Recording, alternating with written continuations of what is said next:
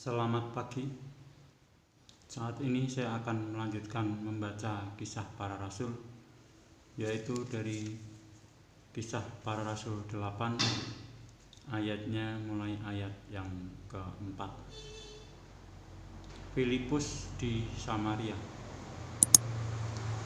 Mereka yang tersebar itu menjelajah seluruh negeri itu sambil memberitakan Injil. Dan Filipus pergi ke suatu kota di Samaria dan memberitakan Mesias kepada orang-orang di situ. Ketika orang banyak itu mendengar pemberitaan Filipus dan melihat tanda-tanda yang diadakannya, mereka semua dengan bulat hati menerima apa yang diberitakannya itu. Sebab dari banyak orang yang kerasukan roh jahat, keluarlah roh-roh itu sambil berseru dengan suara keras, dan banyak juga orang lumpuh dan orang timpang yang disembuhkan. Maka sangatlah besar sukacita dalam kota itu. Seorang yang bernama Simon telah sejak dahulu melakukan sihir di kota itu dan mentakjubkan rakyat Samaria, serta berlagak seolah-olah ia seorang yang sangat penting. Semua orang, besar kecil, mengikuti dia dan berkata, "Orang ini adalah kuasa Allah yang terkenal sebagai kuasa besar." Dan mereka mengikutinya karena sudah lama ia mentakjubkan mereka oleh perbuatan sihirnya. Tetapi sekarang mereka percaya kepada Filipus yang memberitakan Injil tentang kerajaan Allah dan tentang nama Yesus Kristus, dan mereka memberi diri mereka dibaptis, baik laki-laki maupun perempuan. Simon sendiri juga menjadi percaya, dan sesudah dibaptis ia senantiasa bersama-sama dengan Filipus dan takjub ketika ia melihat tanda-tanda dan mujizat-mujizat besar yang terjadi. Ketika rasul-rasul di Yerusalem mendengar bahwa tanah Samaria telah menerima firman Allah, mereka mengutus Petrus dan Yohanes ke situ. Setibanya di situ, kedua rasul itu berdoa supaya orang-orang Samaria itu beroleh Roh Kudus. Sebab Roh Kudus belum turun di atas seorang pun di antara mereka, karena mereka hanya dibaptis dalam nama Tuhan Yesus. Kemudian keduanya menumpangkan tangan di atas mereka, lalu mereka menerima Roh Kudus. Ketika Simon melihat bahwa pemberian Roh Kudus terjadi oleh karena rasul-rasul itu menumpangkan tangannya, ia menawarkan uang kepada mereka serta berkata, "Berikanlah juga kepadaku kuasa itu, supaya jika aku menumpangkan tanganku di atas seseorang, ia boleh menerima Roh Kudus." Tetapi Petrus berkata kepadanya, "Binasalah kiranya uangmu itu bersama dengan engkau, karena engkau menyangka bahwa engkau dapat membeli karunia Allah dengan uang. Tidak ada bagian atau hakmu dalam perkara ini, sebab hatimu tidak lurus di hadapan Allah. Jadi bertobatlah dari kejahatanmu ini, dan berdoalah kepada Tuhan, supaya ia mengampuni niat hatimu ini. Sebab kulihat bahwa hatimu telah seperti empedu yang pahit dan terjerat dalam kejahatan." Jawab Simon, "Hendaklah kamu berdoa untuk aku kepada Tuhan, supaya kepadaku jangan kiranya terjadi segala apa yang telah kamu katakan itu." Setelah keduanya bersaksi dan memberitakan firman Tuhan, kembalilah mereka ke Yerusalem, dan dalam perjalanannya itu mereka memberitakan Injil dalam banyak kampung di Samaria. Sida-sida dari tanah Ethiopia.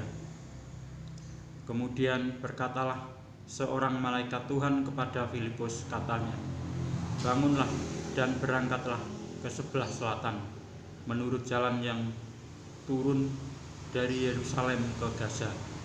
Jalan itu jalan yang sunyi. Lalu berangkatlah Filipus, adalah seorang Etiopia, seorang Sida-Sida, pembesar dan kepala perbendaraan Sri Kandake, ratu negeri Etiopia, yang pergi ke Yerusalem untuk beribadah. Sekarang orang itu sedang dalam perjalanan pulang dan duduk dalam keretanya sambil membaca kitab Nabi Yesaya.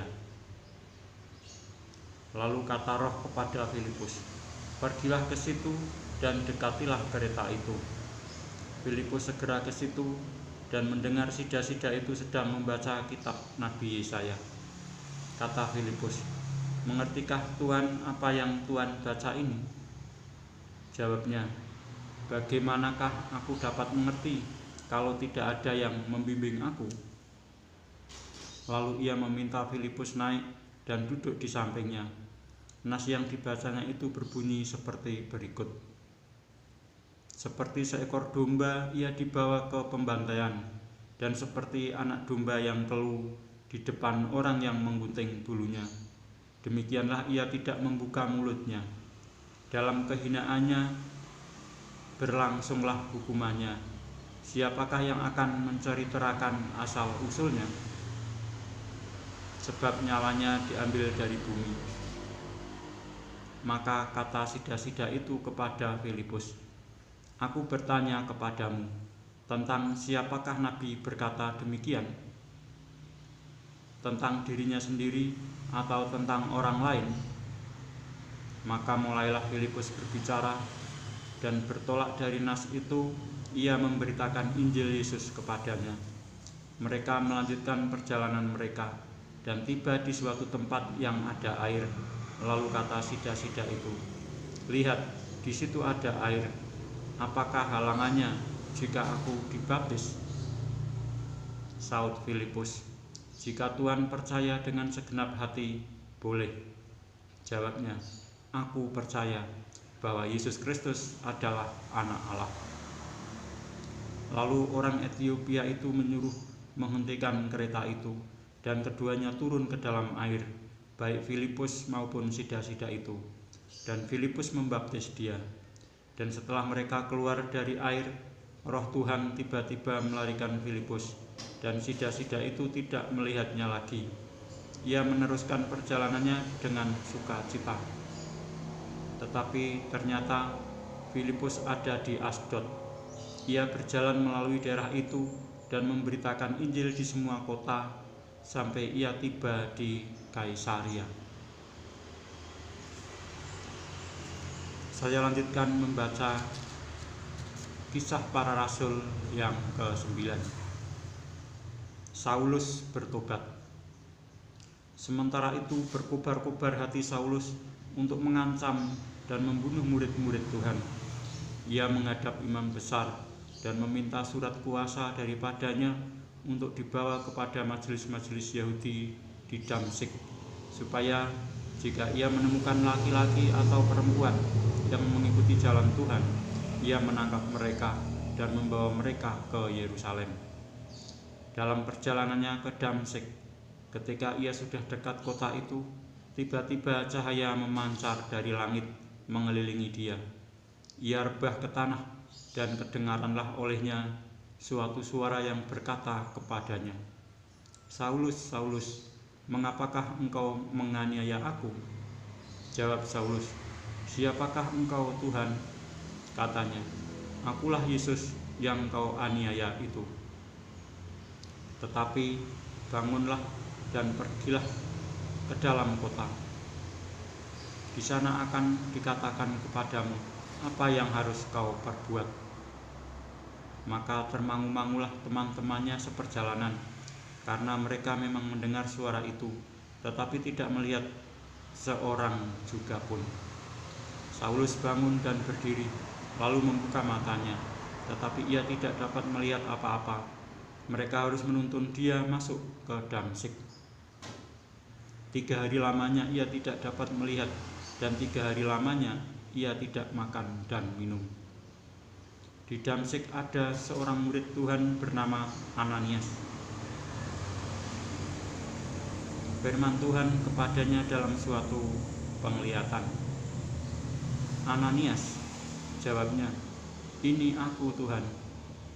Firman Tuhan, "Mari, pergilah ke jalan yang bernama Jalan Lurus, dan carilah di rumah Yudas, seorang dari Tarsus yang bernama Saulus. Ia sekarang berdoa, dan dalam suatu penglihatan ia melihat bahwa seorang yang bernama Ananias masuk ke dalam dan menumpangkan tangannya ke atasnya, supaya ia dapat melihat lagi." Jawab Ananias, "Tuhan, dari banyak orang telah kudengar tentang orang itu, betapa banyaknya kejahatan yang dilakukannya terhadap orang-orang kudus-Mu di Yerusalem. Dan ia datang kemari dengan kuasa penuh dari imam-imam kepala untuk menangkap semua orang yang memanggil nama-Mu." Tetapi firman Tuhan kepadanya, "Pergilah, sebab orang ini adalah alat pilihan bagiku untuk memberitakan namaku kepada bangsa-bangsa lain, serta raja-raja dan orang-orang Israel. Aku sendiri akan menunjukkan kepadanya betapa banyak penderitaan yang harus ia tanggung oleh karena namaku." Lalu pergilah Ananias ke situ dan masuk ke rumah itu. Ia menumpangkan tangannya ke atas Saulus, katanya, "Saulus, saudaraku, Tuhan Yesus yang telah menampakkan diri kepadamu di jalan yang engkau lalui, telah menyuruh aku kepadamu, supaya engkau dapat melihat lagi dan penuh dengan Roh Kudus." Dan seketika itu juga seolah-olah selaput gugur dari matanya, sehingga ia dapat melihat lagi. Ia bangun lalu dibaptis, dan setelah ia makan, pulihlah kekuatannya. Saulus dalam lingkungan saudara-saudara. Saulus tinggal beberapa hari bersama-sama dengan murid-murid di Damsyik. Ketika itu juga ia memberitakan Yesus di rumah ibadat dan mengatakan bahwa Yesus adalah Anak Allah. Semua orang yang mendengar hal itu heran dan berkata, "Bukankah Dia ini yang di Yerusalem mau membinasakan barang siapa yang memanggil nama Yesus ini? Dan bukankah Ia datang ke sini dengan maksud untuk menangkap dan membawa mereka ke hadapan imam-imam kepala?"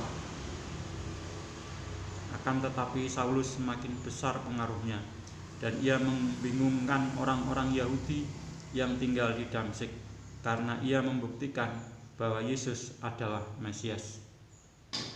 Beberapa hari kemudian, orang Yahudi merundingkan suatu rencana untuk membunuh Saulus. Tetapi maksud jahat itu diketahui oleh Saulus. Siang malam, orang-orang Yahudi mengawal semua pintu gerbang kota supaya dapat membunuh dia. Sungguh pun demikian, pada suatu malam murid-muridnya mengambilnya dan menurunkannya dari atas tembok kota dalam sebuah keranjang. Setibanya di Yerusalem, Saulus mencoba menggabungkan diri kepada murid-murid, tetapi semuanya takut kepadanya karena mereka tidak dapat percaya bahwa ia juga seorang murid.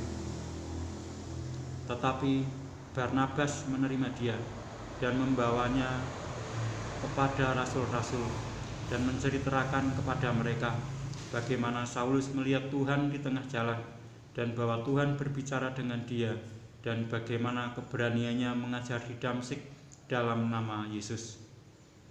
Dan Saulus tetap bersama-sama dengan mereka di Yerusalem dan dengan keberanian mengajar dalam nama Tuhan. Ia juga berbicara dan bersoal jawab dengan orang-orang Yahudi yang berbahasa Yunani, tetapi mereka itu berusaha membunuh dia. Akan tetapi setelah hal itu diketahui oleh saudara-saudara anggota jemaat, mereka membawa dia ke Kaisaria dan dari situ membantu dia ke Tarsus. Selama beberapa waktu, jemaat di seluruh Yudea, Galilea, dan Samaria berada dalam keadaan damai. Jemaat itu dibangun dan hidup dalam takut akan Tuhan. Jumlahnya makin bertambah besar oleh pertolongan dan penghiburan Roh Kudus.